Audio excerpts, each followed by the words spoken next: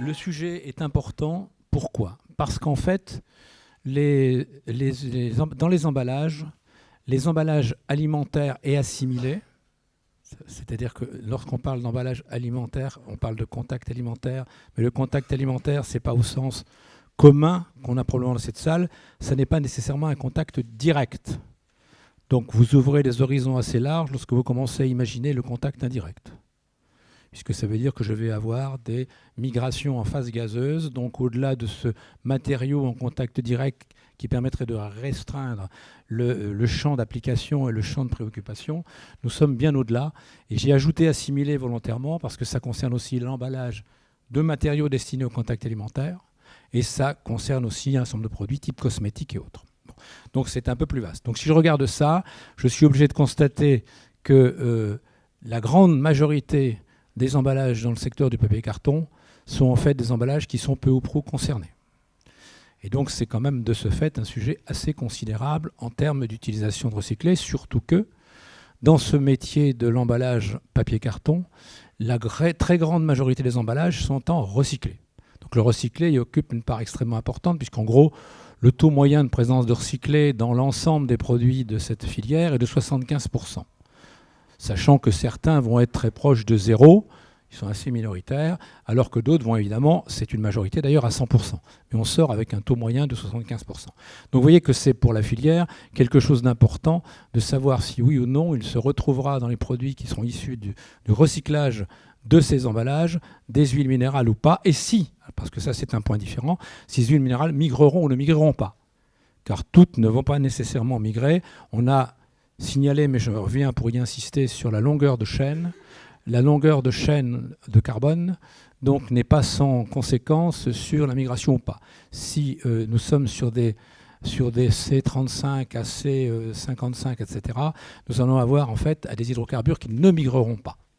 Inversement, les plus légers vont migrer très facilement, mais en fait s'évaporer et donc par conséquent ne se retrouveront pas nécessairement dans l'aliment. Donc c'est encore un peu ici un peu plus sophistiqué. Donc le problème c'est migration et en finale présence dans l'aliment ou pas. C'est ça le vrai sujet. Bon. Donc il faut voir que c'est donc un sujet extrêmement important, sachant que, et je pense que vous le partagez peut-être même à titre de citoyen consommateur, la question de la sécurité de nos aliments et de notre santé est devenue une préoccupation relativement majeure aujourd'hui.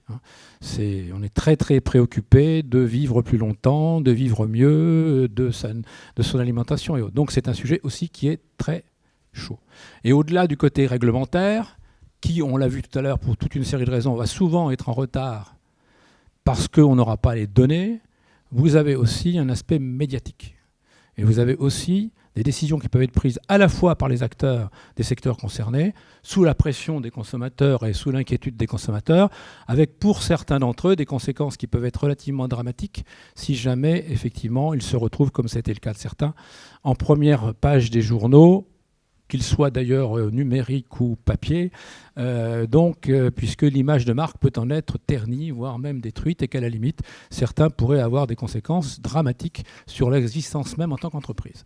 Donc ce n'est pas un sujet léger, mais un sujet important. Bon, je ne veux pas insister au-delà du nécessaire, j'ai déjà fait beaucoup, et je crois que je vais passer maintenant la parole, sachant qu'on va séquencer les choses de la manière suivante. C'est la première question qui vient à l'esprit, c'est avez-vous rencontré... S'ils sont là, je pense que oui.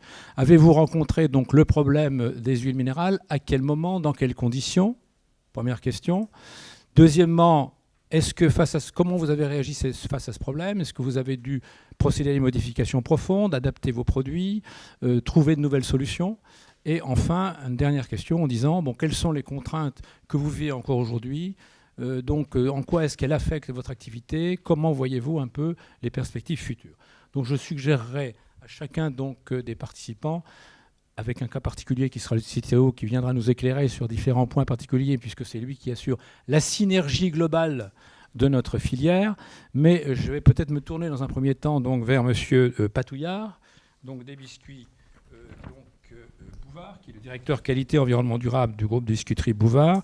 J'indique que Biscuits Bouvard est une entreprise familiale française, acteur majeur dans la production de biscuits pour le marché de la grande distribution.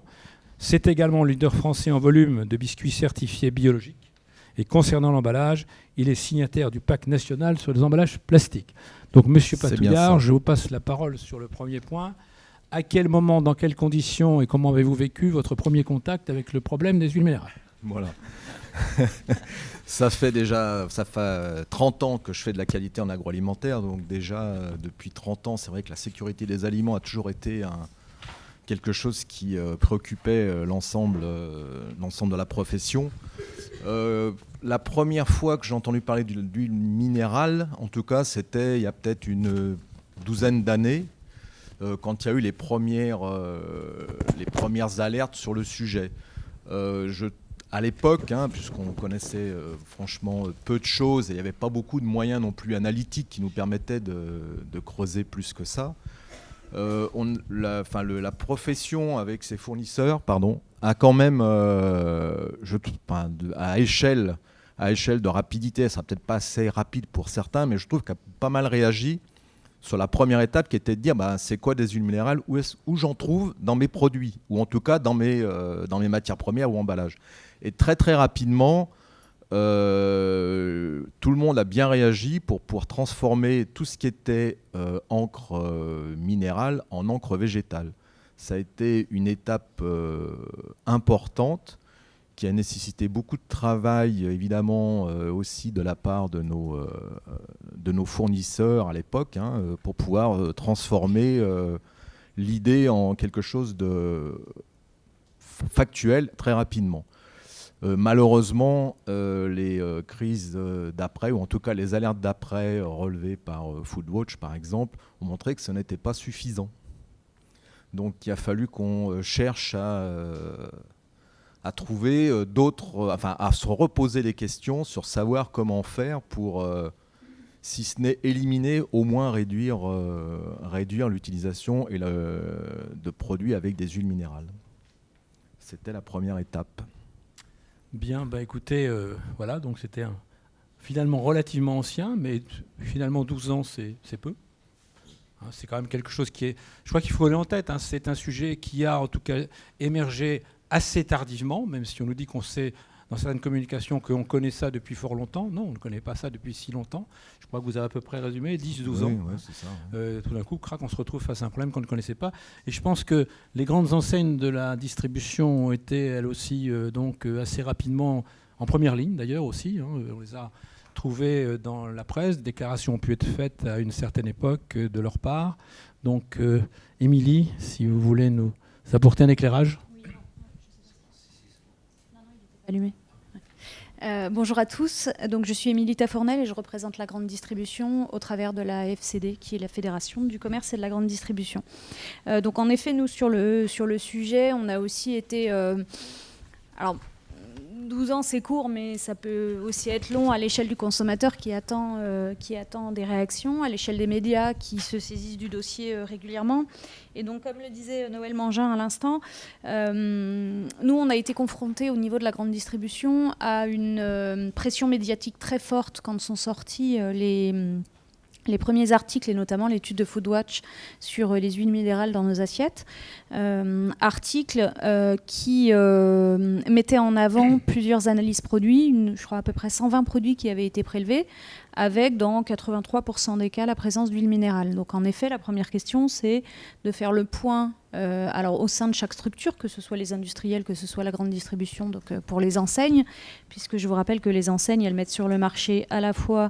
Enfin, elles ne mettent pas sur le marché, elles commercialisent des produits à marque nationale pour lesquels elles ne font qu'une activité de négoce, donc elles achètent des produits pour lesquels elles n'ont pas la responsabilité justement de la mise sur le marché, sur les grandes marques, mais par contre elles prennent la responsabilité de toute la conception, tout l'aspect réglementaire et la conformité des produits à marque distributeur.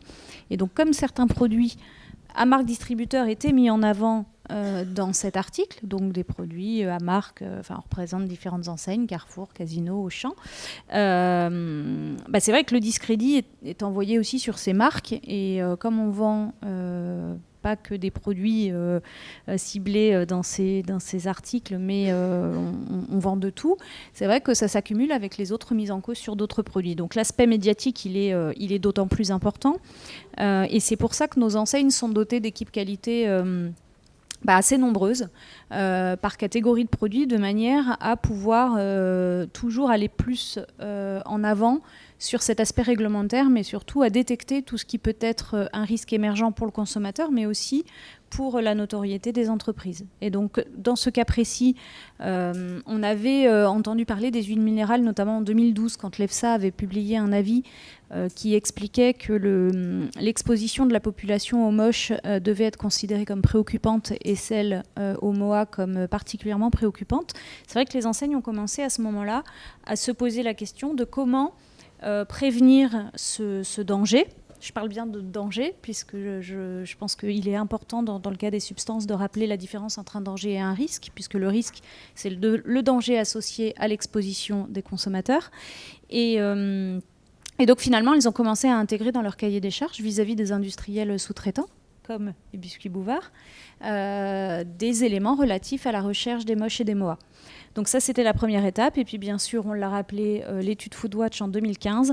Et donc là, on s'est saisi du sujet collectivement, c'est-à-dire au travers du service qualité de la FCD que je représente, pour essayer d'entamer un plan d'action concret afin de voir comment travailler avec l'ensemble de la filière, ce qui était rappelé par M. Guillet, en début de réunion, c'est-à-dire que la question se pose au niveau de l'ensemble d'une filière et pas seulement au sein d'un maillon de la chaîne, de manière à faire à la fois un benchmark bibliographique sur ce que l'on sait scientifiquement, mais à aller au-delà pour essayer d'acquérir un maximum d'informations à toutes les étapes, d'agréger tout ça, d'en discuter pour essayer d'avancer au mieux. Je crois d'ailleurs qu'on peut dire que c'est les engagements d'un certain nombre de vos enseignes qui ont joué un rôle un peu déclencheur et accélérateur de transformation. Certainement. Après, c'est vrai que quand on se saisit au niveau de la grande distribution d'un sujet comme celui-là, on est toujours le méchant qui devance la réglementation et qui met la pression. Non, justement, je le dis moi-même, mais je sais que c'est la réaction de tout à chacun dans les filières. C'est que par rapport à ce que je vous ai dit, c'est vrai qu'on se pose la question et on essaye de réagir vite. Et comment on réagit ? On demande à nos partenaires de travailler avec nous pour évoluer. Et que quand on est sur des choses qui ne sont pas en plus cadrées formellement, réglementairement, et c'est toute la problématique de ce dossier, il est encore plus difficile d'aller avoir des exigences quand on n'a pas des limites claires à fixer et des choses sur lesquelles contrôler et classer un produit en conforme ou non conforme. Donc c'est toute la difficulté en effet du sujet. Merci Émilie. Je crois que les fabricants d'emballage ont eu aussi leurs petites frayeurs, certainement leurs petites contraintes. Je vais passer la parole donc à Franck Sylvestre, qui est le directeur de site chez la société Sonoco. Sonoco est un groupe américain qui est spécialisé dans l'emballage, qui pèse 5 milliards et qui représente 300 usines dans le monde pour plus de 25 000 collaborateurs. Pour le situer un petit peu, c'est un des produits phares du groupe. Et la boîte, ce que vous pouvez peut-être le mieux connaître, qui est la boîte de Pringles, mais c'est pas seulement ça, mais un peu, on voit ce que c'est, voilà, et qui est aussi le grand spécialiste des boîtes à fond carton.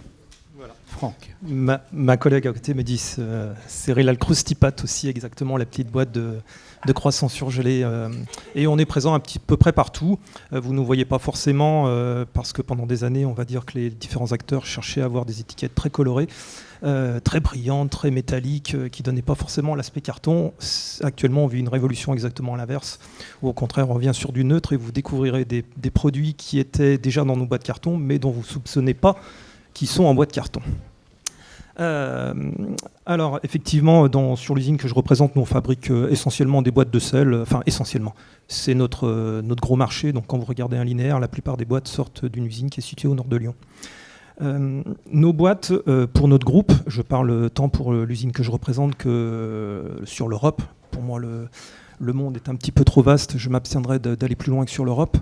Nous avons des barrières fonctionnelles depuis des années. À l'origine, pas du tout pour protéger contre les huiles minérales, mais surtout pour la protection du produit, pour sa conservation. Et on a effectivement eu on va dire une certaine panique dans nos clients directs, avec Foodwatch et une réaction d'un des grands leaders de la grande distribution qui a demandé à ses clients de leur fournir l'absence d'huile minérale Il n'est pas adhérent à la FCD. Il n'est pas. Peut-être dans la salle aussi. L'absence d'huile minérale dans les produits délivrés, ce qui nous était totalement impossible puisqu'on utilisait des cartons recyclés et que si nous n'en ajoutons pas intentionnellement, bien entendu, on ne pouvait garantir ce qu'il y avait dans les cartons recyclés qu'on utilisait. Et donc là, c'est très important puisque tous nos certificats d'alimentarité sont délivrés sur la base l'ANIA, par exemple, hein, qu'on délivre, sont délivrés sur la base d'absence de migration. C'est des analyses en laboratoire. Et qu'il a fallu donc expliquer que c'est pas parce qu'on a un carton recyclé qu'on a forcément une migration à l'intérieur d'une boîte, à condition qu'il y ait une barrière. Alors les barrières, elles sont de toutes sortes. Il y en a, et actuellement, elles évoluent beaucoup. On a, en fonction des aliments qu'on met dedans, en fonction des propriétés qu'on cherche à avoir, en termes de perméabilité à l'eau, à l'oxygène, on va utiliser des barrières totalement différentes. Puis après, il y a un souci industriel aussi, c'est qu'on va chercher quand même à optimiser les coûts et donc à standardiser autant que possible. Donc pour nous, je dirais que l'évolution technique du produit n'a pas foncièrement bougé. Il a surtout fallu communiquer sur le fait qu'une barrière permettait d'utiliser des cartons recyclés. Vous voyez, le problème est totalement différent puisque nous n'étions pas en contact direct avec le papier recyclé. Aujourd'hui, je peux continuer sur la partie technique un tout petit peu, ou c'est la question d'après, comment on a évolué ? On verra peut-être effectivement dans le deuxième temps comment on a évolué. Alors, je m'abstiendrai. Sachant que vous êtes évidemment sur des produits un peu spécifiques, on est de haute technicité, avec une valeur ajoutée bien plus significative qu'une large partie des emballages papier-carton qui, eux, étaient en contact direct ou quasi direct. Exactement. Et qui, eux, se sont retrouvés dans un système non seulement d'être interpellés comme vous l'avez été, mais de devoir éventuellement modifier leurs données, comme la DGCCRF l'a relevé au cours de sa dernière enquête, en basculant donc par un retour aux vierges. Oui, tout à fait. Nos produits, si on était une marque de voiture, je dirais qu'on serait des marques allemandes premium. Voilà, on va. Donc, pour poursuivre donc, notre boucle circulaire, donc, on passe la parole à Laurent, Fanny Laurent, qui est responsable packaging donc, au sein d'ADEO. Alors ADEO, ça ne parle pas forcément tout de suite à tous, mais on m'a donné un petit pense-bête pour vous dire ce qu'est ADEO. Et je vais lui laisser le soin de dire ce qu'est ADEO. Alors, bonjour à tous. Si vous voulez, je peux repartir sur ADEO. Alors, en fait, ADEO, c'est un acteur international au niveau de l'habitat durable. Donc, on n'est pas du tout sur des produits alimentaires. Donc, ADEO, en fait, commercialise, sélectionne, conçoit des marques de distributeurs, et notamment pour Leroy Merlin. Donc, on est présent au niveau international. Donc ADEO, effectivement, que sur les huiles minérales, on travaille sur ce sujet. Enfin, on est surtout à l'écoute de l'actualité puisqu'on n'est pas concerné directement, en fait, n'ayant pas de produits alimentaires. Mais par contre, effectivement, venant tous, notamment en ayant travaillé déjà sur les sujets de la fameuse boîte chez Sonoco sur les huiles minérales, effectivement, on connaît ce sujet et là, on décide effectivement 2019 de mettre en œuvre justement ce qu'on peut faire nous en tant qu'acteurs de l'économie circulaire. On a notre responsabilité. ADEO effectivement souhaite aller plus loin sur le sujet. On a notamment cette année signé une nouvelle politique PAC sur laquelle on s'engage aussi à avoir des cartons responsables. Et donc, du coup, toute la partie sur les encres et les cols font partie des cartons responsables. Donc là, on est au démarrage, en fait. On est au démarrage chez ADEO sur la mise en œuvre d'attestations, de preuves. Pour l'objectif, effectivement, c'est de ne pas avoir d'huile minérale sur nos emballages qui ne sont pas en contact direct avec les aliments. Voilà. Merci. Jean-François, peut-être Citéo par rapport à cette découverte du problème des huiles minérales. Il y a quelque chose à ajouter par rapport déjà à la présentation de CNO ? Oui, CNO a dit à peu près l'essentiel, mais c'est un sujet effectivement qui est arrivé chez nous il y a à peu près 4 ans. aussi bien sur la filière graphique que sur la filière emballage. Et on était à l'époque pas forcément fusionnés. Citeo n'existait pas, il y avait Ecofolio et Eco-emballage. Et chacun de notre côté, on s'est saisi du sujet. La fusion des deux entreprises a créé des conditions favorables pour développer une démarche plus globale et de se saisir du sujet de manière plus globale et transversale entre les deux filières. Et je pense que le témoignage, ou l'ensemble des témoignages, mais le dernier témoignage d'ADO, pas directement concerné par les questions alimentaires, montre l'apport que peut avoir Citeo sur ces sujets, c'est de mettre en relation des acteurs pas directement concernés par les sujets alimentaires, mais membres de l'économie circulaire et point d'entrée d'un certain nombre de matériaux et de substances, de leur faire prendre conscience que toutes leurs démarches et tous leurs choix de conception peuvent avoir des impacts sur les biscuits Bouvard, sur les enseignes de la FCD et sur les fabricants d'emballage. Donc c'est ce qu'on a essayé de faire émerger dans le groupe de travail que CN a évoqué tout à l'heure. Et vous aviez pu voir qu'il y avait un nombre de parties prenantes très important. C'est toujours délicat de piloter des groupes de travail avec autant de parties prenantes, mais je peux vous dire qu'on avait un rythme de réunion trimestrielle avec la quasi-totalité des parties prenantes qui s'impliquaient, qui étaient présentes à chaque fois. Et ça, depuis 2 ans, ça montre cette volonté, en tout cas, d'agir en transversalité. Donc, peut-être juste pour oui. Compléter, un des premiers enseignements de ce groupe de travail, c'était de quantifier quels sont les gisements d'emballage papier-carton concernés, ou en tout cas imprimés avec des encres contenant des huiles minérales. Ça, c'était une des premières questions. Est-ce qu'on est capable de quantifier ? Le résultat, c'est qu'on a abouti sur les emballages papier-carton mis en marché en France à un maximum. On a évalué dans le taux maximum, 5% au maximum des emballages papier-carton sont potentiellement imprimés avec des encres contenant des huiles minérales. Donc 95%, ont déjà fait le boulot de suppression de ces intrants en termes d'impression des emballages papier-carton. Pour 5%, on n'a pas complètement l'ensemble des certitudes, donc on est en train de creuser comment on peut accompagner les acteurs concernés, et c'est probablement aussi des acteurs du non-food, parce que ce n'était pas un sujet jusqu'à présent, et comment on les fait prendre en main ce sujet-là. Alors je crois qu'à cette occasion-là, je peux rappeler d'ailleurs que l'ensemble de la profession de l'emballage européenne avait dès 2012 émis une recommandation extrêmement précise sur le fait qu'il fallait donc, entre guillemets, ne plus imprimer avec autre chose, sauf nécessité absolue ou cas très particulier, qu'avec des huiles, donc qui étaient des huiles sans huile minérale et à faible migration, sachant qu'il existait effectivement ce genre de produit sur le marché et que très vite c'était déjà largement répandu et que ça s'est donc, comme ça vient d'être dit, très largement répandu. Donc il reste encore une petite partie qui pose problème, mais c'est une partie assez mince. Donc peut-être M. Patouillard à nouveau, donc, face à cette découverte, face à ce choc initial, comment votre société a-t-elle réagi pour répondre effectivement aux exigences de vos clients finalement ? Alors, la première chose, c'est comme on découvre, on essaie de comprendre. Donc déjà, on essaie de faire un mapping de tous nos produits. On lance une énorme campagne d'analyse qui a fait faire mourir d'apoplexie mon directeur financier. Et on fait, du coup, on a des résultats. Sauf que, comme l'a très bien dit M. Guillet, il faut des experts pour interpréter les résultats. Et il y a 3-4 ans, les laboratoires d'analyse, ils ont des experts pour vendre des analyses.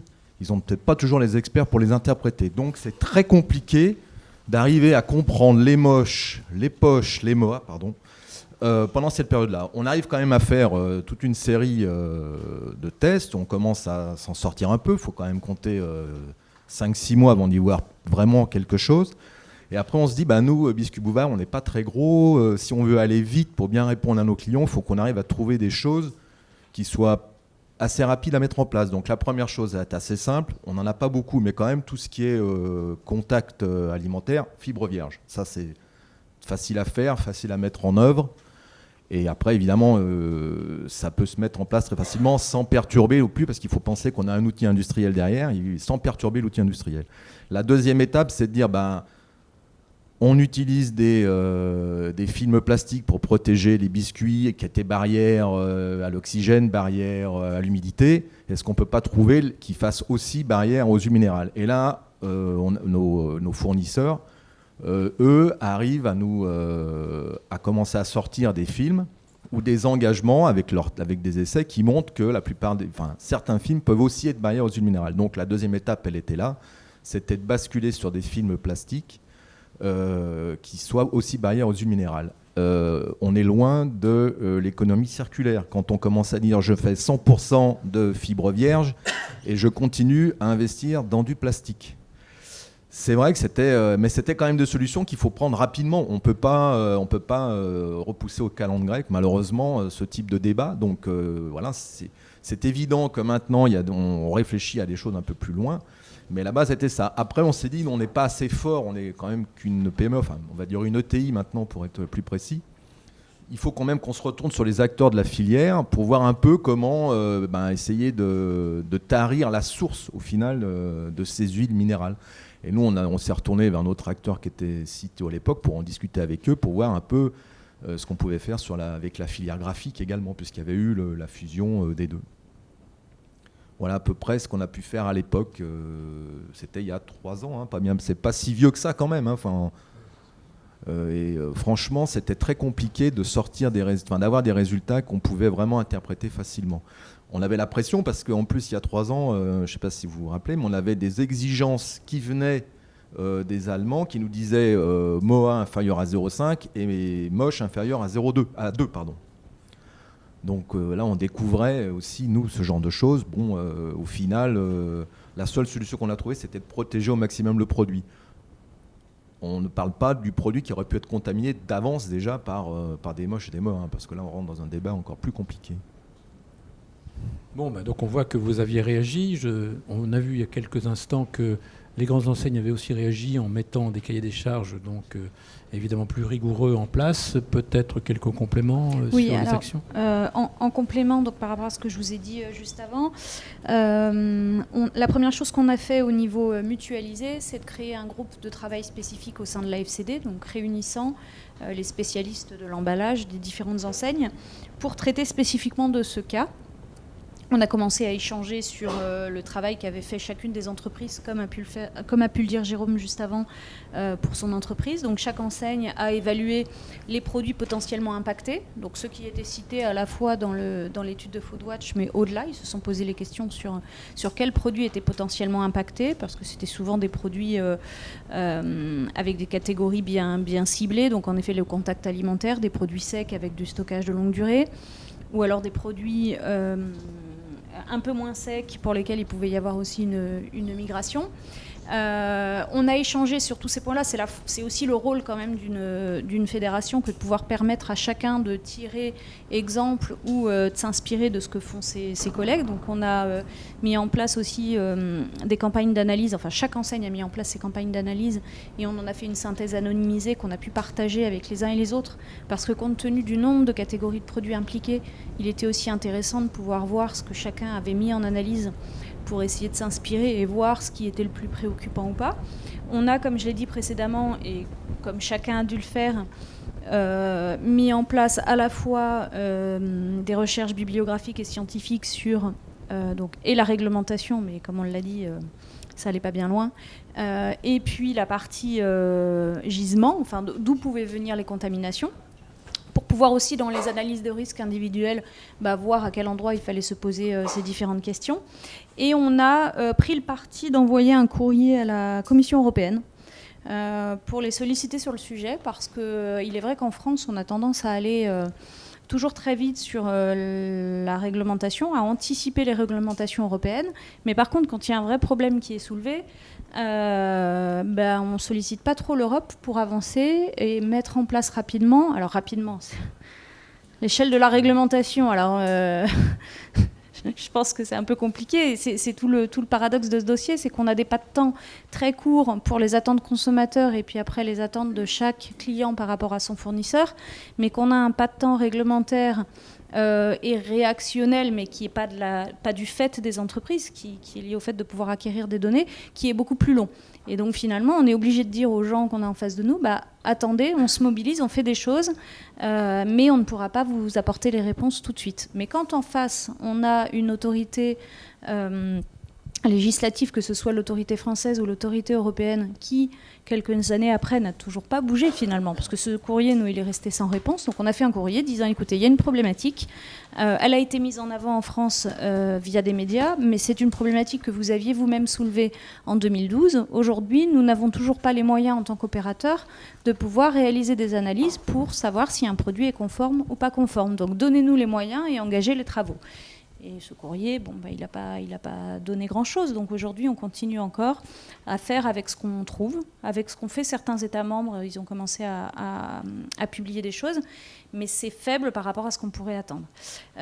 Ensuite, on a pris contact, mais ça je l'ai rapidement évoqué, je ne vais pas monopoliser la parole, avec toutes les fédérations de l'amont ou les fédérations interprofessions ou transverses pour échanger et savoir ce que faisait chacun. On travaille toujours sur des guides, alors en collaboration notamment avec l'ANIA, sur la déclaration de conformité, parce qu'il n'y a quand même pas que les huiles minérales qui représentent un challenge au niveau des matériaux contact. Donc il y a plein d'autres substances qu'il faut pouvoir mesurer.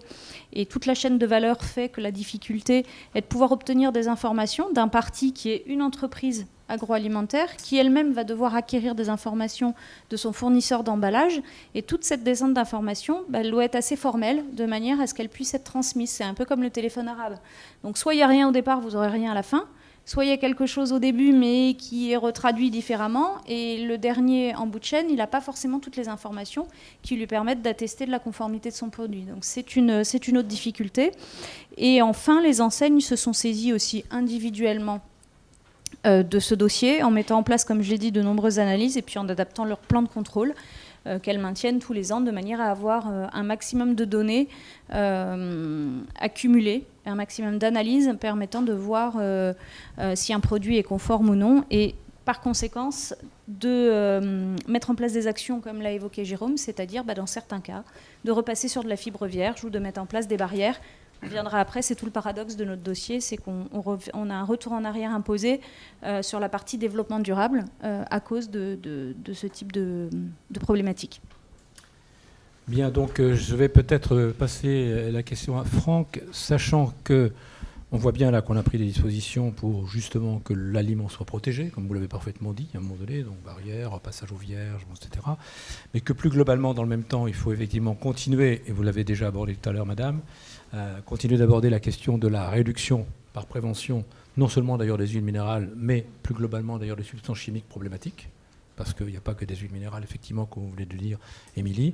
Et peut-être que dans ce domaine-là, donc Franck, nous expliquer un peu tout ce que vous avez fait pour, en tout cas, aussi gérer le problème des huiles minérales, au-delà du fait que vous avez protégé pratiquement avant tout le monde votre aliment par l'intermédiaire de vos barrières. Oui, alors effectivement, la barrière n'avait pas à l'origine pour vocation de protéger contre l'immigration des huiles minérales, comme je l'ai dit, mais bon, ça faisait office. Donc, pour autant, dans notre cas présent, nous, on sélectionne des cartons déjà à l'origine. C'est la grande tendance, d'une manière générale, d'avoir des cartons qui sont de plus en plus propres. Donc ça, on a une première sélection chez nos fournisseurs. Sur nos cols, alors nous, on est en base aqueuse. Et comme vous le savez, l'eau et l'huile, ça ne fait pas bon ménage, ça a tendance un peu à mousser, donc on n'a pas trop de problèmes. Sur les parties encre de les impressions que l'on sous-traite, soit par volonté, soit par incitation, la plupart aujourd'hui, je dirais plupart, je pense que je fais une erreur, 100% aujourd'hui sont passés en huile végétale. C'est pas vraiment un choix. Depuis, de toute façon, nos imprimeurs aujourd'hui nous les proposent dans, j'allais dire 100% des cas, si c'est des imprimeurs français. Je m'excuse de le préciser. Autant c'est clair pour la France, autant ça l'est pas forcément pour les imprimeurs de tous les pays européens. Donc on fait des demandes spécifiques de toute façon pour essayer de réduire au maximum le risque d'avoir des huiles minérales dans le produit, même si la barrière est là pour protéger. Et par contre, effectivement, je rebondis sur ce que vous avez dit, la plupart de nos clients, effectivement, sont désormais beaucoup plus demandeurs de documentation. Merci. Je sais d'où ça vient maintenant. Non, je le plaisante, je le savais déjà. Mais oui, on nous demande effectivement, les certificats d'alimentarité sont désormais demandés systématiquement, ce qui n'était pas forcément le cas il y a encore quelques années. Il y a aussi l'aspect machine. Ah oui, alors l'aspect machine, c'est Merci. L'aspect machine, dans nos tests de migration, nous utilisons alors pour donc ces fameuses boîtes, ce tube que nous fabriquons. Imaginez un tube de sopalin, c'est un peu péjoratif pour notre métier, mais comme vous pourrez visualiser de quoi on parle, un tube spiralé, on utilise des huiles de glissement pour spiraler ce tube. Et les huiles, on utilisait des huiles minérales à l'époque, aptes au contact alimentaire, je le dis bien. Mais le problème, si vous faites une analyse de migration classique, vous retrouvez forcément l'huile de glissement dans l'analyse. Alors, on est tout à fait capable de l'isoler. Là, je me retourne faire le CTP, mais à partir du moment où on donne l'huile qu'on utilise et qu'on dit qu'elle est apte à l'aliment et qu'on a le chromatographe, merci, on n'a pas de souci pour l'isoler. Pour autant, pour éviter tout problème, on est passé également, dans 99% des cas, à des huiles de glissement d'origine végétale, parce que moins on a de problèmes de communication, j'allais dire, s'il y a des traces. C'est toujours plus compliqué d'expliquer, même si vous dites il y a des traces, mais on sait l'expliquer, on sait d'où ça vient. C'est toujours des questions. Quand vous n'en avez pas, il n'y a pas de questions. Et donc c'est beaucoup plus simple et je pense que ça redescend toute la chaîne. C'est-à-dire nous on nous pose la question, mais la question aura été posée par l'étape suivante, etc., etc. Donc autant supprimer autant que possible. Bien, madame, vous nous avez précisé que vous étiez, ce qui est un peu logique, en découverte, mais parfaitement consciente que vous deviez vous inscrire dans l'économie circulaire. Peut-être nous indiquer quels sont un petit peu le programme que vous avez devant vous et les dispositions que vous allez trouver, les difficultés que vous éprouvez maintenant. Donc j'aborde un peu la troisième question directement aussi. Donc voilà, je vous passe la parole. Ok, donc effectivement, donc on a démarré, alors c'est vrai que j'ai oublié de dire tout à l'heure aussi que les choses se sont activées puisque en parallèle de notre engagement, de notre nouvelle politique PAC, donc on est informé aussi du malus, du fameux malus. Donc là, c'est ce qui permet aussi d'activer les choses. Et donc Yannick, mon collègue et moi-même, on s'est dit il faut vraiment avancer sur ce sujet. Et c'est pour ça qu'aujourd'hui, on est quand même en état des lieux. Donc depuis septembre, on a commencé à faire un état des lieux, de savoir effectivement en termes de type d'emballage, quels sont les emballages qui sont concernés. Plus précisément, on est aussi en phase de sensibilisation, information aussi auprès de toutes les équipes des différents acteurs avec qui on travaille, donc aussi bien au niveau de la communication, au niveau de nos fournisseurs, puisque la complexité aussi au sein de ADO, c'est qu'on va être en contact direct avec nos fournisseurs de produits et on est très peu en contact avec nos fournisseurs d'emballage. Donc là, c'est une nouvelle démarche aussi qui est en cours, c'est de pouvoir avoir les informations de la part de nos fournisseurs de rang 2, ce qu'on appelle les fournisseurs, les fabricants d'emballage, en fait, avoir ces informations. Donc là, on a commencé effectivement à questionner nos fournisseurs. Les fournisseurs, on commence à être en contact avec les fournisseurs de nos fournisseurs et on a des premiers retours effectivement plutôt positifs donc, par rapport à l'offset avec l'utilisation souvent d'encre végétale. Donc ce qui est plutôt positif. On a commencé à envoyer effectivement les fameux modèles aussi que nous a proposé Citeo d'attestation. Et donc là, voilà, c'est le démarrage, donc on n'a pas tout encore. Merci beaucoup. Peut-être Jean-François, puisqu'on vient d'évoquer le malus et ses effets bénéfiques, j'observe au passage, nous donner quelques détails. Oui, effectivement. Nous avons un malus qui va porter sur les emballages papier-carton qui seront mis en marché à partir du 1er janvier 2020 pour les emballages papier-carton qui seront imprimés avec des encres contenant des huiles minérales dites ajoutées. Ça va concerner essentiellement les emballages papier-carton imprimés avec les technologies offset. Alors dans l'emballage, on parle d'offset feuille, on ne va pas rentrer dans la technique. Et donc ces emballages, sauf justification d'utiliser des encres non formulées à partir d'huile minérale, seront soumis à ce malus qui sera de 10% de majoration de la contribution au poids de l'emballage du matériau papier-carton, pour vous donner un ordre de grandeur, on est à peu près à 160 €, 164 € la tonne de contribution au poids sur l'emballage papier-carton, donc plus 10%. On atteint quasiment les 180 € la tonne. Et ce malus passera l'année suivante, donc pour les mises en marché 2021, à 50% de majoration. La bonne nouvelle pour nos clients, c'est que les alternatives, et ça a été dit, les alternatives existent. Il existe des encres d'impression offset pour les emballages papier-carton sans huile minérale et donc à base végétale, largement utilisées.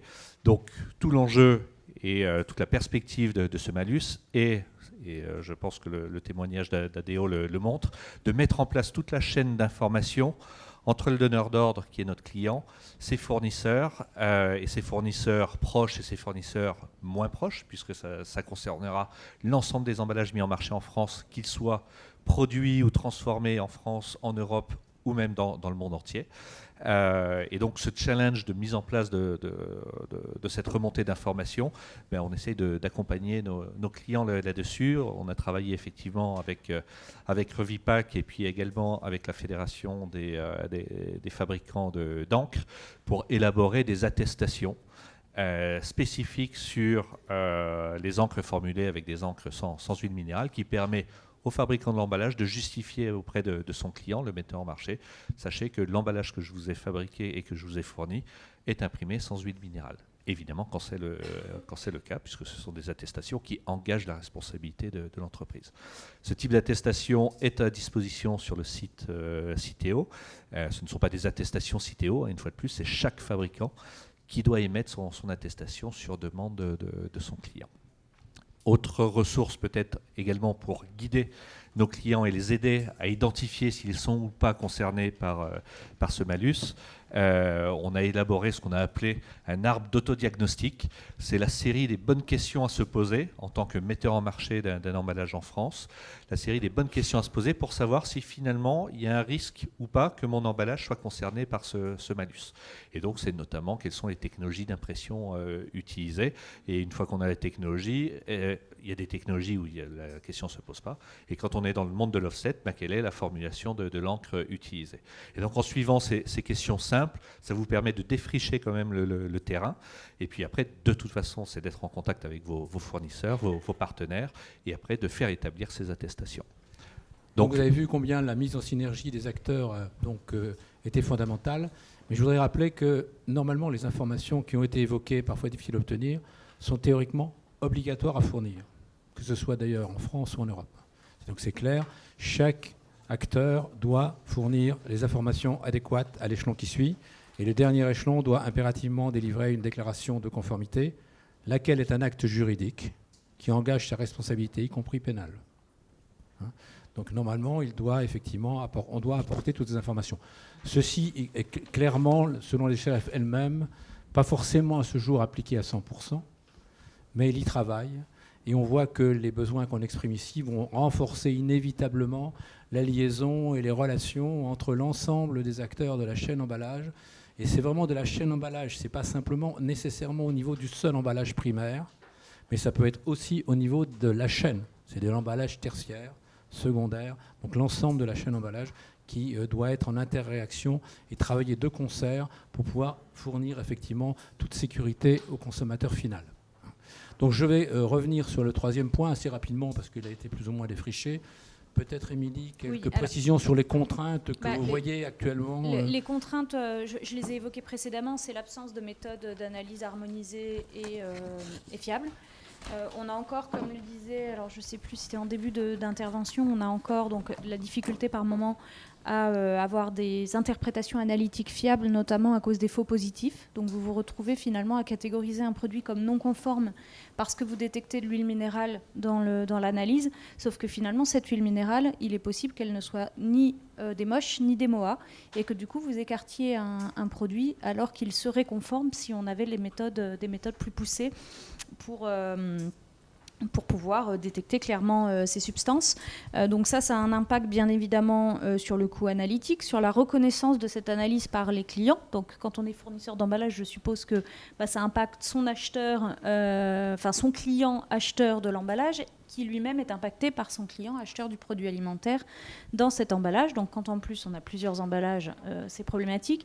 Je pense que sur la partie fibreuse, carton, papier, on est peut-être un peu moins embêté, mais je rajouterais que dans l'emballage, par rapport au transfert d'informations requises que vous évoquiez et qui en effet est obligatoire, la problématique, c'est souvent de se poser aussi les bonnes questions. C'est-à-dire qu'on a un emballage, on a un produit alimentaire et que certaines substances peuvent migrer, on le sait, de certains emballages vers certains produits, alors que le même emballage avec un autre produit à l'intérieur, il n'y aura pas de migration, tout simplement parce que la Constitution fait qu'il y a un échange entre les deux phases, et qu'un produit, par exemple, huileux, qui séjourne plus longtemps dans l'emballage, va être plus susceptible de récupérer des substances de l'emballage. Et c'est toutes ces questions-là. Jérôme disait tout à l'heure que la sécurité sanitaire, c'est une priorité pour nos entreprises. Ça, c'est clair, ça fait très longtemps. Mais quelque part, l'emballage, et c'est pas une critique, faut pas le prendre comme ça, mais c'est une des composantes du produit fini qui a été ciblée comme potentiellement à impact sanitaire beaucoup plus tardivement, ce qui fait que le corpus industriel, grande distribution et le législateur a aussi été moins vite sur cet aspect-là. Donc il y a beaucoup de bonnes questions à se poser, et c'est vrai que les échanges entre les différents maillons de la chaîne sont particulièrement importants à ce niveau-là. Je pense que c'est tout. Les seuils, donc quand je dis analyse, la méthode d'analyse, c'est évidemment aussi associé à des seuils clairs qui nous permettent de savoir à partir de quel niveau dépassé on doit considérer que le produit est non conforme. Et puis voilà, ce serait déjà pas mal. Sachant qu'il convient de distinguer sur les difficultés analytiques l'analyse de l'aliment et l'analyse de l'emballage. Ce que vous dites est vrai pour l'aliment, où on a une difficulté donc d'identification dans la matrice alimentaire. Ça n'est plus vrai aujourd'hui quand il s'agit d'emballage. Sauf à condition, comme l'avait très bien dit Frédéric Guillet tout à l'heure, qu'on s'adresse à un laboratoire équipé, compétent, disposant des gens capables de faire les analyses correctement. Ce qui n'est pas forcément tous les laboratoires présents sur le territoire. On procède aussi par différence, c'est-à-dire par moment on est obligé du coup, quand on se pose trop de questions et qu'on n'arrive pas à savoir d'où vient le pourcentage d'huile minérale que l'on retrouve dans le produit fini, on est par moment obligé de prendre le produit qui n'a pas été emballé, l'emballage tout seul, et de croiser les résultats. C'est des fois des investigations parce que c'est difficile et pas toujours reproductible non plus. C'est d'ailleurs le sens des travaux qui ont été demandés par la Commission, dont on devrait avoir le résultat à la fin de l'année normalement. Monsieur Patouillard. Non, je pense qu'on a résumé. La difficulté, la contrainte, c'est le temps, parce que même, et puis les faits qu'on n'ait pas de valeur réelle, réglementaire à montrer aujourd'hui. Malheureusement, des chiffres sont sortis, le fameux inférieur à 2, inférieur à 0,5. Moi, quand c'est arrivé, les appels d'offres arrivaient avec ces valeurs-là. Il fallait pouvoir répondre. Il fallait pouvoir se retourner vers nos fournisseurs pour travailler. Donc le temps est quelque chose, c'est un challenge industriel très important pour pouvoir répondre dans le temps rapidement à ces choses-là.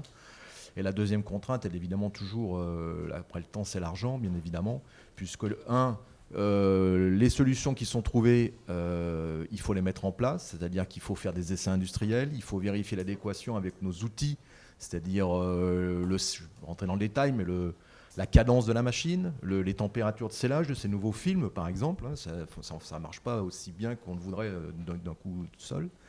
Et après, évidemment, les solutions, une fois qu'elles ont été validées, donc après des essais, il faut les acheter. Et souvent, les produits sont plus chers que ceux d'avant, puisqu'il y a des fonctionnalités supplémentaires. Donc, tout ça fait qu'aujourd'hui, on a à peu près répondu à ce qu'on voulait. Maintenant, l'idéal, c'est d'aller plus loin pour pouvoir y retrouver la partie économie circulaire qui, dans l'urgence ou dans la précipitation, malheureusement, on oublie un peu, quoi. Ce point, Franck, peut-être une dernière parole. Oui, alors deux choses qui me viennent à l'esprit. Je pense que je vous ai à peu près tout dit, excepté donc l'économie circulaire. Effectivement, techniquement, par exemple pour nous, spiraler du carton vierge, c'est absolument pas un problème. On pourrait le faire demain, changer techniquement, c'est absolument pas un problème. Par contre, pour nos fournisseurs, être capable de livrer que du papier à fibre vierge pour l'ensemble de nos usines, je pense que là on se trouverait rapidement dans un très gros problème. Et puis en termes de logique, quelque part, si on n'utilise plus le carton recyclé, c'est bien d'utiliser de la fibre vierge, mais on en fait quoi après ? Donc ça serait un peu une aberration. Ça c'est ma première remarque, sachant que nos produits sont recyclables. Ma deuxième remarque par rapport à tout ce qui a été dit, qui peut faire peur un tout petit peu, il faut savoir que sur les fabricants d'emballage, on est soumis à une réglementation néanmoins, qu'on est certifié. Nos usines en Europe, sur les usines Sonoco tout au moins, je ne vais pas parler pour les autres, mais pour nous, nous sommes certifiés au minimum BRC ou ISO 22000 FSSC. Et bien évidemment, on n'obtient pas ces certifications si on ne garantit pas que nos produits... il n'y a pas de migration, hein, bien évidemment. Si on avait des produits dans lesquels on avait des migrations, on ne pourrait pas obtenir ces certifications. Juste quand même pour rassurer un petit peu tout le monde par rapport à ce qui peut être dit, on a l'impression que ça peut être un flou. Non, les produits qu'on délivre dans le monde de l'emballage, si vous êtes certifié, vous avez une attestation qui certifie que vous n'avez pas de migration. Heureusement, sinon, ça serait dramatique. Oui, je veux dire d'ailleurs que, contrairement à ce qui est parfois véhiculé, il y a un encadrement réglementaire qui comporte des imprécisions. Et l'imprécision n'est pas un facteur favorable à l'industriel, bien au contraire. Puisqu'en principe, il doit faire tous les efforts pour assurer le respect. Et on a vu tout à l'heure la fiche GCRF qui prévoit qu'on contrôle la question huile minérale, sauf que n'ayant pas fixé de seuil, normalement, on doit rechercher toutes les indications qui vont nous permettre de savoir quelles sont les conditions que je dois impérativement respecter. Et là, ça devient un tout petit peu plus compliqué, puisqu'on va avoir du mal à trouver la chose, et qu'à la limite, on va être obligé de faire plus sévère peut-être que nécessaire. Donc il est fondamental qu'effectivement, il y ait bien des aspects donc, toxicologiques bien définis, et les seuls qui peuvent définir ça sont les autorités publiques, puisque c'est elles qui sont en responsabilité face à la sécurité de la population. Ça ne peut pas être un industriel qui définisse donc comme ça librement le seuil qui lui paraît acceptable d'ingestion d'huile minérale par le consommateur. C'est impossible d'imaginer la chose. Ça ne peut être qu'une autorité publique qui donne ça. Donc il y a un peu d'urgence à ce que les autorités publiques deviennent un peu plus claires sur ce point. Je pense que la vie des industriels en sera simplifiée. Je ne sais pas si vous partagez ça. Non, tout à fait, oui. On a suffisamment de soucis sur ces analyses. Bien, écoutez, après ce tour d'horizon, j'espère que ça vous aura un tout petit peu apporté d'informations utiles, mais en tout cas, il manque peut-être des choses, il y a peut-être des questions rentrées, non satisfaites, donc la salle a la parole et je pense qu'on essaiera dans toute la mesure du possible de vous y répondre au mieux. Si vous êtes, vous, soumis à des exigences, ce qui est probablement le cas, vous devez les satisfaire. Donc si vous utilisez du carton donc, qui se retrouverait en contact direct avec... des produits sur lesquels il y a des limites de migration et autres, vous devez avoir un carton qui va permettre d'y parvenir. Il n'est pas exclu que vous ne puissiez pas y parvenir simplement avec un carton recyclé. Bon, mais ça n'est pas non plus tout à fait impossible. Alors ensuite, il y a un problème, c'est-à-dire ce que recommande la fiche SRF, ce qui est recommandé, c'est l'introduction d'une barrière, ou, si on parle d'huile minérale, instrument d'huile minérale, donc d'absorbants qui existent. Il existe des matériaux qui ont été développés qui aujourd'hui vont absorber effectivement les huiles minérales et faire que de ce fait, elles ne migreront pas dans le produit, que ce soit un aliment ou autre chose, ou alors donc la barrière qui doit évidemment être testée. Et donc c'est une barrière fonctionnelle qui doit permettre d'arrêter les huiles minérales. Dans les conditions de vie du produit, hein. C'est-à-dire durant sa durée de vie, son stockage, etc., jusqu'à sa consommation finale. Tout à fait. Non, alors d'une certaine manière aussi, ça n'est pas un bonus, mais je rappelle que pour les matériaux recyclés, pour avoir un traitement équivalent avec les matériaux vierges, dans la mesure où la plupart du temps, dans le cas particulier du papier carton, on va avoir une masse supplémentaire. Dans le cas donc du matériau, il y a un coefficient correcteur de 10% qui intervient également. Donc vous avez un malus sur les impressions, et comme ça a été dit tout à l'heure, ça concerne à peine 5% désormais, selon les calculs de Citeo du marché, et on voit que c'est en train d'évolution rapide. Donc on peut penser raisonnablement que dans un temps relativement réduit, dans l'emballage, nous aurons principalement des encres qui n'auront plus d'huile minérale. Peut-être juste en complément, effectivement, le malus porte sur l'impression de l'emballage, papier carton, qu'il soit recyclé ou vierge d'ailleurs. Point à préciser, que vous utilisiez ou pas pour cet emballage papier carton une barrière fonctionnelle sur les huiles minérales n'exonère pas de l'application du malus, puisque le malus vient, j'allais dire, toucher du doigt le fait que l'impression de cet emballage avec des huiles minérales représente un intrant. Si vous vous rappelez le schéma de CN avec les boucles, c'est un intrant de contamination de l'ensemble de la boucle matière, et c'est ça qu'on vient adresser. Notre malus n'est pas là pour évaluer si l'emballage représente ou pas un risque pour le consommateur. Ça, c'est vous, en tant qu'entreprise, vous avez cette responsabilité. Qu'il y ait un malus ou pas de malus, vous avez cette responsabilité.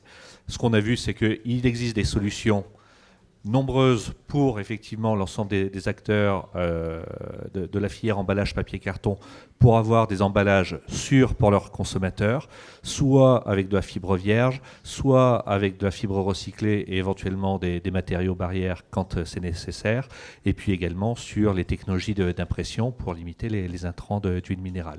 Donc avec tout ce panorama, il est possible de faire des emballages papier-carton sûrs pour le consommateur, dans l'alimentaire, dans la cosmétique, dans la logistique, dans l'ensemble des Sachant qu'on est bien en économie circulaire, et je renvoie à la directive déchets, au sens le plus large, qui a réintroduit pour la première fois les dimensions santé-environnement, en faisant référence à la nécessité de travailler sur la prévention en matière de substances chimiques. Parce qu'il y a eu une prise de conscience par le fait que si vous alimentez, si on développe le recyclage et la réutilisation de la matière, inévitablement la question se pose de savoir si on n'a pas introduit dans cette boucle-là un certain nombre de substances problématiques. Donc ce n'est pas seulement les huiles minérales, c'est plus large. Donc ça, c'est certainement un sujet qui va monter en puissance au fil du temps. Et peut-être lors de la publication, d'ailleurs, des exigences essentielles de la directive emballage qui sont en train d'être préparées.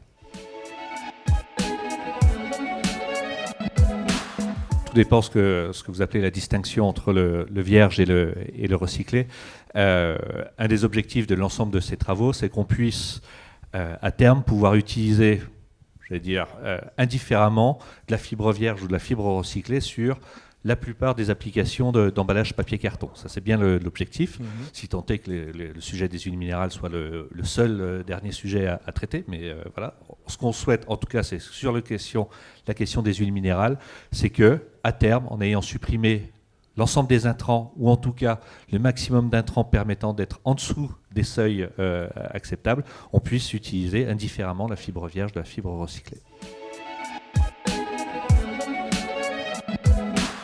Attention, parce que là, je crois qu'on va un peu vite en besogne. Il faut distinguer en fait la chaîne emballage dans sa globalité. On a vu tout à l'heure qu'on a un certain nombre de cas, effectivement, où il y a les contraintes qu'on évoquait. Les contraintes que nous avons évoquées ne sont pas généralisables à toutes les applications emballage. Bon.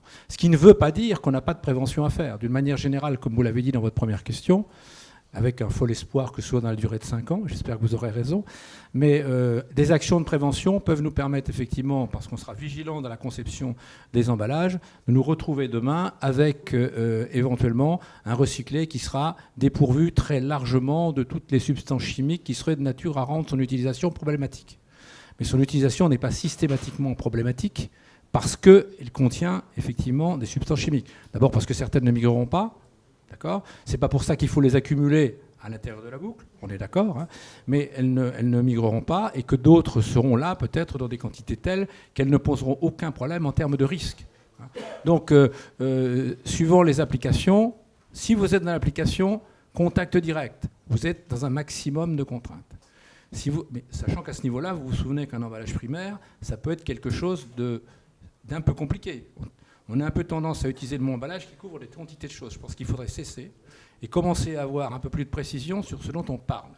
Il y a d'abord un conditionnement qui va être, par exemple, la sage plastique que vous allez utiliser pour placer vos gâteaux en contact direct, qui vont venir à l'intérieur d'un emballage, éventuellement un étui en carton, qui va être toujours de l'emballage primaire, donc qui va contribuer à la protection du tout, mais qui, à la limite, là, peut très bien connaître une barrière si le conditionnement est barrière. Puis souvent, vous allez avoir en plus un film qui va venir donc couvrir le total du paquet. Et ça, c'est une unité de consommation, c'est un emballage primaire. Après, vous avez des emballages secondaires qui vont regrouper les emballages primaires.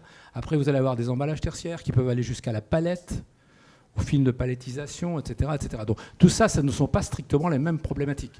Donc on n'est pas pour l'instant dans une boucle qui serait rendue donc définitivement non utilisable, sinon ce serait dramatique. ce qu'on passe aujourd'hui. Par contre, l'effort de Citeo et l'effort de tous, c'est de se dire, il ne faut pas qu'on crée des contraintes inutiles sur les produits recyclés.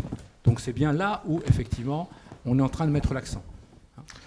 Peut-être juste en complément sur la même question, je crois que ça a été dit assez clairement, que ce soit par Biscuit Bouvard que par Sonoco, la question des barrières, je crois que c'était surtout M. Patouillard qui l'a dit, il a fallu répondre très rapidement, à un moment donné, à une contrainte et à un enjeu sanitaire.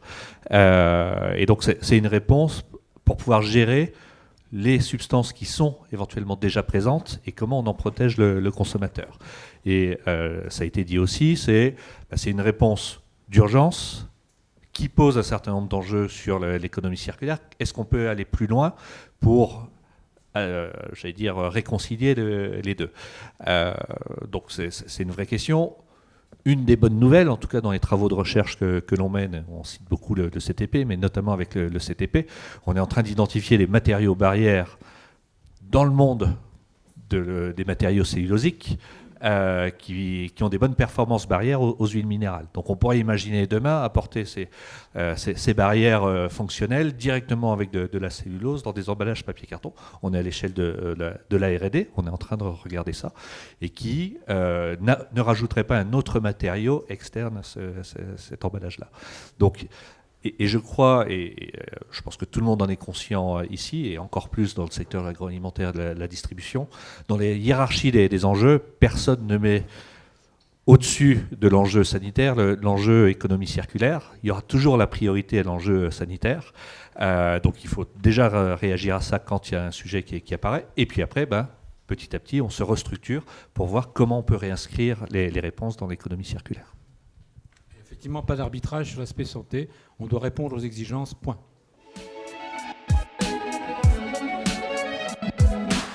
Nous sommes donc en Europe dans le cadre d'un encadrement réglementaire européen avec un règlement donc, qui fixe des conditions qui sont dans les principes. L'industriel est moins à l'aise dans les principes, il a besoin d'une grande précision, je comprends, pour fabriquer, mais qui sur le plan juridique sont absolument clairs dans la définition de ce qui est exigé et de ce qui doit être satisfait. Il y a des textes complémentaires, donc au niveau européen, on a toute une série donc, de textes. En France et dans d'autres pays européens, on a également ce que je pourrais appeler des textes d'application, pour simplifier, après on peut discuter de leur nature, des textes d'application qui précisent de manière claire ce qu'on appelle la liste des critères de pureté à satisfaire et les conditions dans lesquelles on les contrôle. Donc c'est le cas de la France avec le document qui est évoqué. L'Allemagne dispose depuis également fort longtemps de tout ce qui convient, les Pays-Bas également, l'Italie à sa part. D'autres pays sont plus démunis, même au sein de l'Europe, mais on peut considérer qu'au moins il faut se rapporter à l'Europe. Et il ne faut pas forcément imaginer que l'ensemble des autres pays du monde n'ont rien. Même les Chinois ont réformé il y a 2 ans ou 3 ans et terminent aujourd'hui toute leur réglementation en la matière. Et cette réglementation, alors après on peut dire qu'ils ne l'appliquent pas ou ils l'appliquent mal, sachant quand même qu'ils fusillent le directeur de la DGCCRF lorsqu'il y a un problème. Donc ils ont des méthodes un peu brutales pour amener à suivre un peu les exemples. Donc je veux dire, ce n'est pas certain qu'ils n'appliquent pas réellement leur propre texte. Enfin, je ne m'engagerai pas là-dessus. Mais en tout cas, ils ont eux-mêmes un encadrement assez rigoureux. Les Japonais ont également quelque chose de très rigoureux. Et ensuite, il appartient quand même à l'ensemble des acteurs présents en Europe, et quand on est en France, à l'ensemble des acteurs présents en France, de tous, je dirais, tirer dans le même sens, c'est-à-dire de vérifier effectivement que toutes les exigences donc, qui doivent être attestées par des documents le sont, que les documents sont disponibles et que ces documents-là ne sont pas remplis de manière donc, légère, si j'ose dire. Donc si tous les acteurs jouent leur rôle, logiquement, on devrait être dans une situation où, même si on a des provenances de toute origine, on n'aurait pas nécessairement des difficultés. Alors concrètement, en fait, effectivement, nous, on commence effectivement à avoir des informations, notamment sur les huiles minérales et principalement sur les encres, en fait, pas forcément sur tout ce qui est colle. Et pour le moment, on a des retours plutôt positifs, mais on est vraiment au début, au démarrage. Après, effectivement, c'est de collecter, d'avoir tout donc ce qui est aussi compliqué à mettre en place au sein d'ADO, c'est vraiment tout ce process pour pouvoir avoir toutes les informations et s'assurer que ces informations et ces attestations soient conformes. Donc là, on va commencer aussi avec les fournisseurs qui nous ont déjà répondu de tester. Donc il y a la possibilité effectivement de tester aussi par rapport aux huiles minérales. on va faire une première étude sur ceci. Et puis autrement, c'est vrai que dans les actions, on essaye d'avoir aussi plus d'informations sur leur technique d'impression. Ce qu'on n'avait pas forcément aussi avant sur tous nos types d'emballages. Et donc du coup, on oriente vraiment aussi sur tout ce qui est la flexo, donc le type d'impression en fait. C'est un travail sur lequel on travaille et essayer de réduire le nombre d'encres. Voilà.